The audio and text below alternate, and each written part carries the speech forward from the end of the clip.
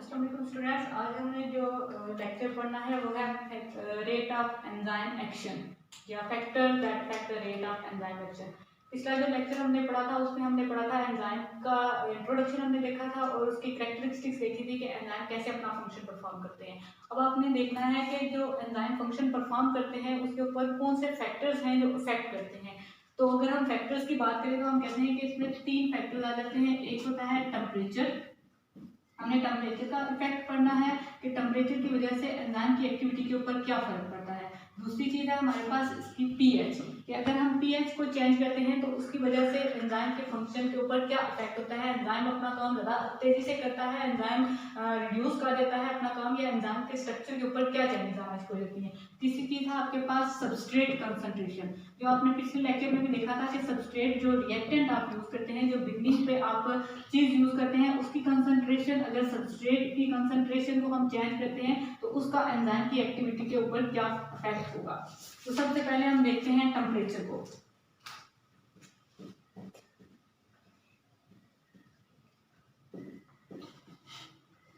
Temperature की अगर हम बात करें तो हम कहते हैं कि एंजाइम, हमने पहले ही कहा था कि एंजाइम जो होते हैं वो प्रोटीन होती हैं।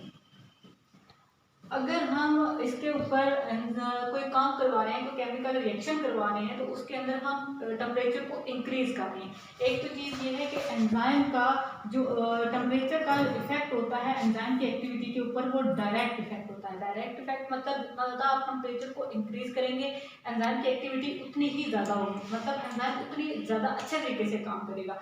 लेकिन अप टू सर्टन लिमिट, कि अगर आप कहते हैं कि कोई भी चीज़ अगर आप स्ट्रेस में जाके करेंगे, उसको एक्सेस में जाके करेंगे तो वो प्रॉब्लम क्रिएट करेगी। इसी तरह जब हम टेम्परेचर की बात करते हैं तो टेम्परेचर अगर एक लिमिट तक आप इंक्रीज कर रहे हैं तो वो तो ठीक है, वहाँ तक आपका एंजाइम जो है वो अपना फंक्शन अच्छे तरीके से परफॉर्म कर लेगा। लेकिन अगर उसी लिमिट से आप एक्सीड कर देते हैं तो जो टेम्परेचर, जो एंजाइम का स्ट्रक्चर है, जो प्रोटीन का आपने कहा था कि ग्लोब्यूलर स्ट्रक्चर है, वो स्ट्रक्चर डिस्टर्ब हो जाता है। मतलब जो चीज़ आपके पास है उसका स्ट्रक्चर ही खराब हो गया तो वो कैसे काम करेगी नेक्स्ट। अब आप कहते हैं कि इसमें आप एग्जांपल लेते हैं कि हम ह्यूमंस की अगर एग्जांपल देते हैं तो ह्यूमन की बॉडी का जो टेम्परेचर है एंजाइम की एक्टिविटी के लिए वो हम कहते हैं 37 डिग्री टेम्परेचर। कि 37 डिग्री टेम्परेचर होगा तो एंजाइम अपना फंक्शन ह्यूमन बॉडी के अंदर बेस्ट तरीके से परफॉर्म करेंगे। मतलब ये जो 37 डिग्री टेम्परेचर है इसको हम क्या देते हैं, एक नाम देते हैं कि ये है ऑप्टिमम टेम्परेचर। ऑप्टिमम टेम्परेचर का क्या मतलब है कि ऐसा टेम्परेचर जिसके ऊपर एंजाइम अपना बेस्ट फंक्शन परफॉर्म करते हैं उसको कहते हैं हम, ये इसका ऑप्टिमम टेम्परेचर है। मतलब ऑप्टिमम टेम्परेचर की अगर हम एग्जांपल लें तो हम कह सकते हैं कि जो ह्यूमन की बॉडी का टेम्परेचर है 37 डिग्री टेम्परेचर, ये ऑप्टिमम टेम्परेचर है फॉर ह्यूमंस के एंजाइम की एक्टिविटी के लिए। अब यहाँ पे हम अगर एंजाइम की बात करते हैं तो हम ये एग्जांपल ले रहे हैं ह्यूमंस की, तो हम यहाँ पे ग्राफ एक प्लॉट करते हैं। यहाँ पे आप कंसीडर कर लें कि ये आप एंजाइम की एक्टिविटी को यहाँ पे मेंशन करते हैं, रेट ऑफ एंजाइम एक्शन। यहाँ पे आप टेम्परेचर को ले लेते हैं। टेम्परेचर मतलब ये 10 डिग्री, 20, 30, 40 और देन 50। हम यहाँ पे सबस्ट्रेट ले रहे हैं, हमने यहाँ पे टेम्परेचर इंक्रीज कर दिया।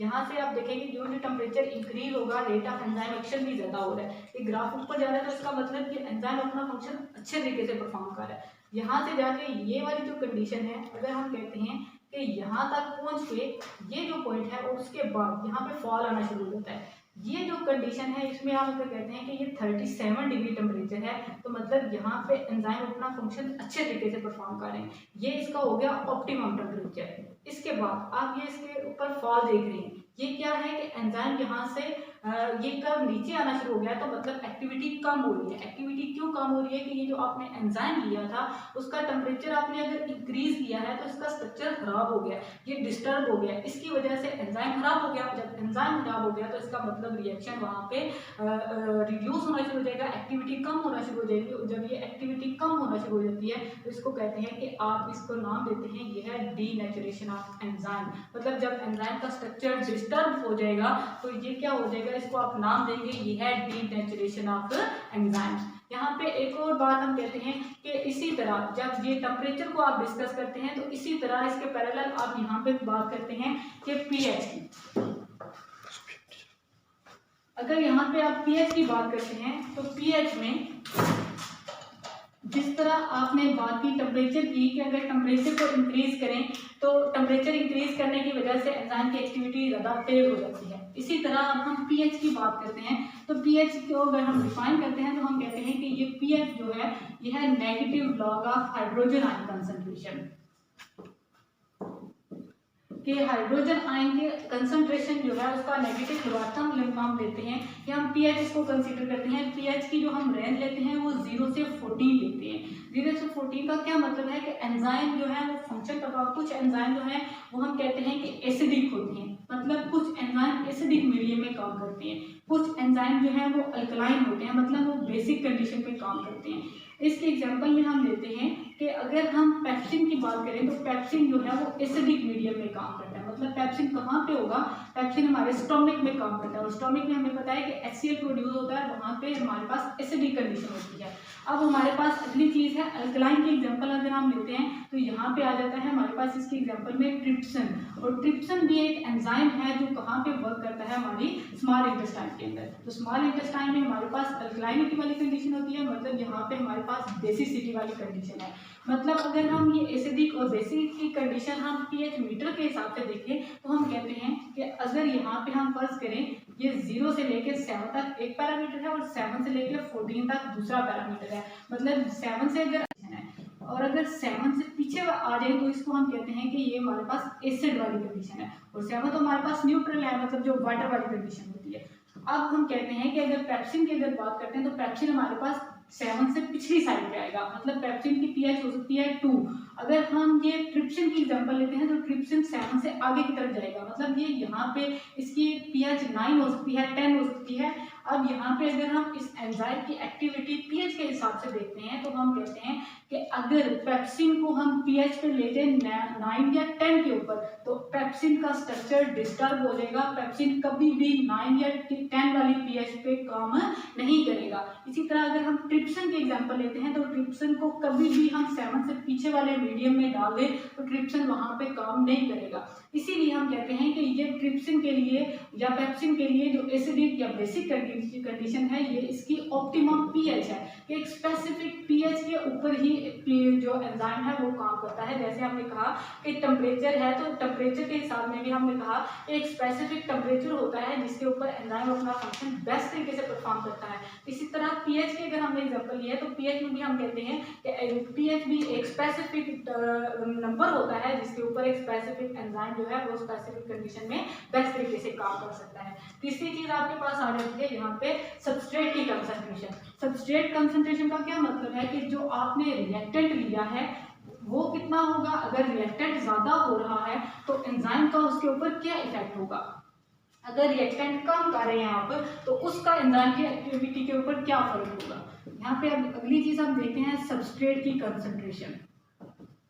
सबस्ट्रेट की कंसंट्रेशन में आप अगर हम बात करते हैं तो हम कहते हैं कि ये हमारे पास अगर एंजाइम है, एंजाइम में अगर हम ये कह रहे हैं कि ये हमारे पास एक एंजाइम है तो ये हमारे पास यहाँ पे हम कहते हैं कि ये हमारे पास कोई सबस्ट्रेट है, ठीक है। अब इस सबस्ट्रेट ने आके इस एंजाइम के ऊपर अटैच होना है और देन अपना फंक्शन परफॉर्म करना है। हम कहते हैं कि यहाँ पे हमारे पास 10 एंजाइम है, यहाँ पे हमारे पास ये जो सबस्ट्रेट है ये हमारे पास 20 सबस्ट्रेट है। अब एंजाइम हमारे पास 10 है तो 10 का क्या मतलब है कि हमारे पास 10 जगह खाली हूँ उसके ऊपर हमने 10 सबस्ट्रेट लगाने हैं और एंजाइम के ऊपर सबस्ट्रेट लगेगा तब ही प्रोडक्ट में कन्वर्ट होगा। अब ये हमारे पास 10 एंजाइम है, हमारे पास 20 सबस्ट्रेट हैं, मतलब हमारे पास अगर हम क्लासरूम की एग्जांपल लेते हैं यहाँ पे इसमें अगर हम एग्जांपल ले लें हम कहते हैं कि हमारी क्लास है उसके अंदर हमारे पास 10 चेयर्स खाली पड़ी हुई हैं तो हम कहते हैं कि हमारे पास गुंजाइश है कि हम 10 बच्चों को वहाँ पर बिठा सकते हैं।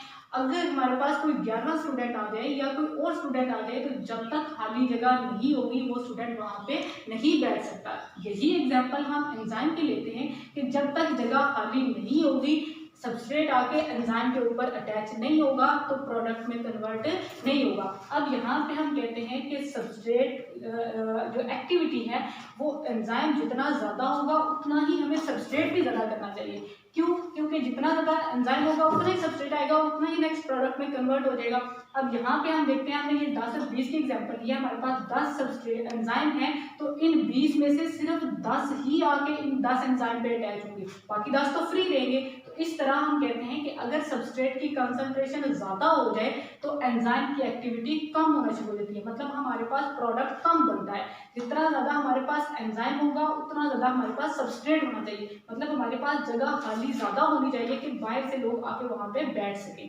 यहाँ तक है। उसके बाद हम देखते हैं इसके अंदर मैकेनिज्म है एंजाइम के एक्शन का, कि एंजाइम अपना फंक्शन कैसे परफॉर्म करते हैं। कोई मैकेनिज्म होगा जिसके तहत एंजाइम अपना काम परफॉर्म करते हैं। यहाँ पे हम देखते हैं कि एंजाइम का स्ट्रक्चर अगर यही हम देख लें तो हम ये कहते हैं कि एंजाइम की बॉडी के ऊपर ये एक जो पोर्शन होता है इसको हम कहते हैं ये एंजाइम की एक्टिव साइट है।